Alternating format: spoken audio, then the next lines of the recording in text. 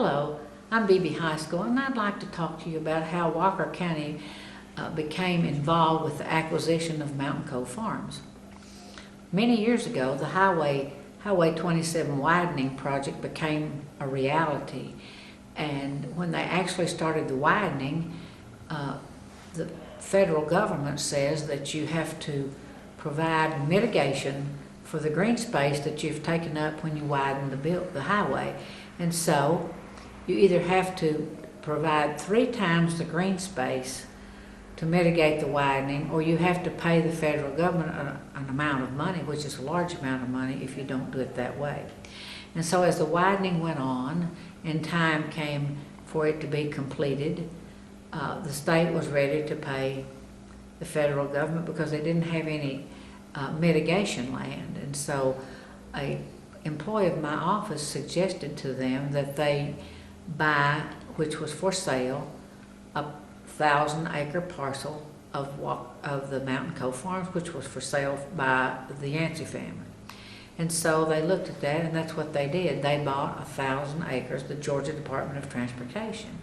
In addition, the Department of Natural Resources bought an additional 600 acres to add to the Crockford Pigeon Mountain Wildlife Management Area in Walker County.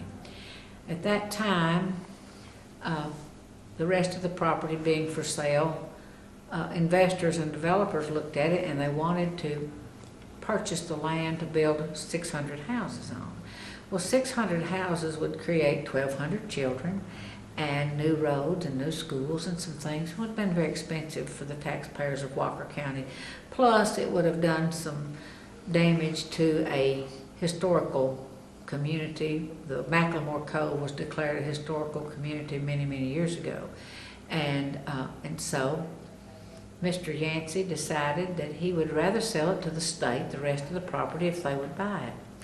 So we invited Governor Perdue to come and take a look at it and make a decision on whether he thought that was a good investment for the state to buy it. And he came and we showed him the property, and we showed him the hunting areas and took him up on the mountain and had him look down at what the state already owned and what was still available for sale. And the next day he went back and had Department of Natural Resources down there looking at the property. Well, they decided that it was a good investment, maybe better than another one they were looking at. And so I was contacted, and he said that they were interested in purchasing it, but that the county would have to put some skin in the game. And I said, how much? And he said, maybe $2 to $3 million. And I asked if we could have the buildings, the part that we wanted, and he said, what do you want? And I said, we'd like to have the buildings.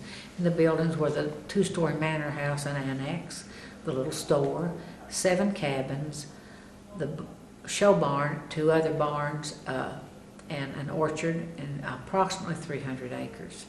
And so we decided that's the way we would go, and we worked at negotiating it, and I thought, how in the world am I going to pay for this?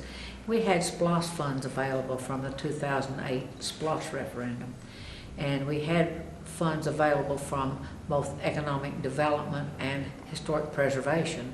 Either of those would have worked for that property, and so we went ahead and paid $2.15 million for the property that I just described. And I talked to realtors, and everybody I talked to thought it was a huge bargain, and it was far less than the appraised value of the property. And so another piece of property that was between those 2 parcels, and it had come for sale. It was built to live in. It was a custom house. It was very nice, and so we went ahead and bought that and the land that was with it. And so we now have $2.3 million invested in it. And so there was talk about building a hotel on the mountain, and they talked about leasing the cove and spending about $10 million developing it into a lovely area. And so I thought, well, we'll just wait until they decide what they're going to do with this hotel before we make a decision on what we're going to do with the property. So we leased it to a local restaurant, and they went in and used a little store for a short order a short order restaurant, and they used the barn and rented it for weddings. And it was a wreck, the barn was, but she did a good job with it. And for 2 years they leased it and used it while we decided what was going to be done. So January 1, 2012, Walker County took it back over, and we renovated the barn, we renovated the part of the manor house, and working on one of the cabins right now. And the house didn't need any renovation, it just needed furnishing. And so we have got to a point now where we're able to rent the barn and rent the house. Everybody that has looked at the house and the barn has rented it.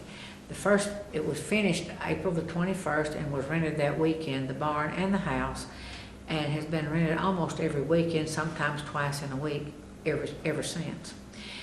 We believe that we can offset a loss of property tax revenue as a result of the loss of our digest by $18 million. We believe that we can make up that $200,000 by making that a new revenue stream that goes straight into the general fund. We've had offers to purchase it, to lease purchase it, to partner with the county, or to lease it. And these are people that are knowledgeable and are able to do this, and we have considered it and are still considering it. But we believe that if we keep it and develop it ourselves, that we're going to be able to bring more money and a bigger revenue stream into the general fund by doing it all ourselves and not sharing that profit with somebody else.